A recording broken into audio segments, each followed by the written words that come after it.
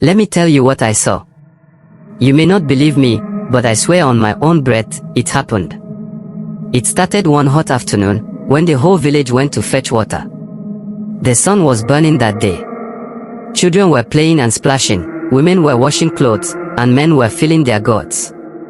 Everything was normal until my friend Amara pointed suddenly. "See the river," she shouted. We all turned. At first, nobody understood what she meant. But then, our mouths dropped open. The river, it was flowing the wrong way. The water was pushing back into the hills instead of down to the big stream. The foam, the leaves, the sticks, it was all moving upstream. At first, we thought it was just our eyes. People rubbed their faces, blinked, leaned forward. But no, it was real. The current dragged sand and stones backwards, even fish leaping the wrong way. A floating calabash turned and started drifting against the normal flow, like someone was pulling it with a rope. The old women dropped their buckets and ran home without saying a word. A goat tied near the water broke free and ran straight into the bush. Even the hunters who always acted brave made the sign of the cross, even though some of them never went to church. That night, the village was restless. People sat outside in small groups, whispering. Nobody laughed. Nobody told stories. Some said the river had turned angry because of a sacrifice that was not done. Some said it was carrying back the dead to the land of the living. The old men kept spitting on the ground, saying, "Something bad is coming." The next morning, 4 of us, me, Amora, Tond, and Jide, met near the mango tree. We were all the same age, restless teenagers, always looking for trouble. Tond said, "Let's go and see how far the river runs like this." Jide shook his head. "If we go, we won't return." Amora rolled her eyes. Fear boy. It's just water. Maybe it's some trick of nature. We'll find out. I didn't speak at first. My chest felt heavy. But when I saw Amora start walking, I followed. And the rest followed me. That's how foolish we were. We walked along the riverbank. The further we went, the quieter the bush became. It was not the normal quiet, it was heavy, like the air itself was holding its breath. The water wasn't just flowing backwards, it was carrying strange things.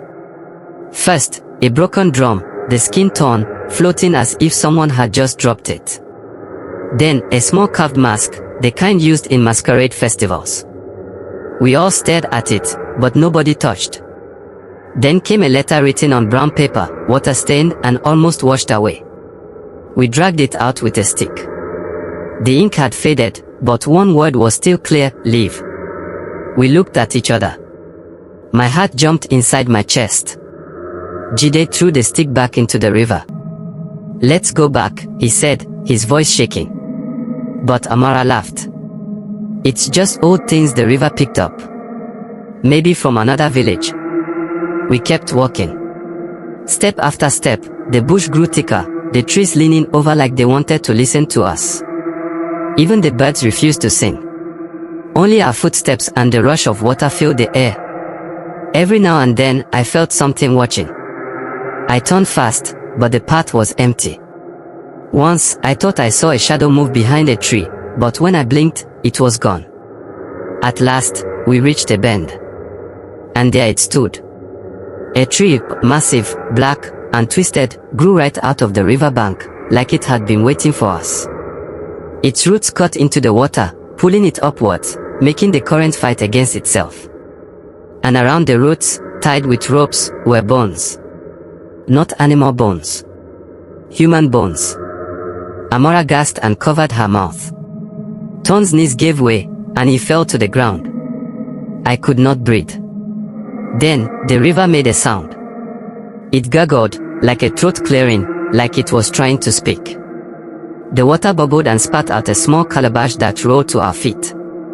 Something inside me told me not to touch it. But before I could stop myself, I bent and picked it up. The calabash was cold, too cold for the hot sun. When I opened it, I saw a piece of cloth, wet and red. Amora snatched it from my hands. Her face went pale. She unwrapped it fully, and we all froze. It was the wrapper of her late grandmother. The same one the old woman had been buried with 2 years ago. Amora screamed and dropped it. The cloth stuck to the sand like blood. The river roared louder, and the current pulled back harder, like something deep inside was about to rise. The tree shook. The bones rattled. That was when we ran. We ran without looking back. My feet bled. Jide tripped twice, but we didn't stop until we saw the roofs of the village. We told the elders everything. They looked at us with hard faces. Some didn't believe. Some believed too much. That evening, they went to see for themselves. But when they reached the bend, there was nothing strange. The tree was gone. The river flowed normally again. No bones. No calabash. Nothing. But I know what I saw. We all know. Till today, when I fetch water, I still look carefully at the flow. Most days, it runs the way it should. But sometimes, just before sunset, the current twitches. Just a little. Like it wants to run backwards again. And when it does, I will never follow it. Not again.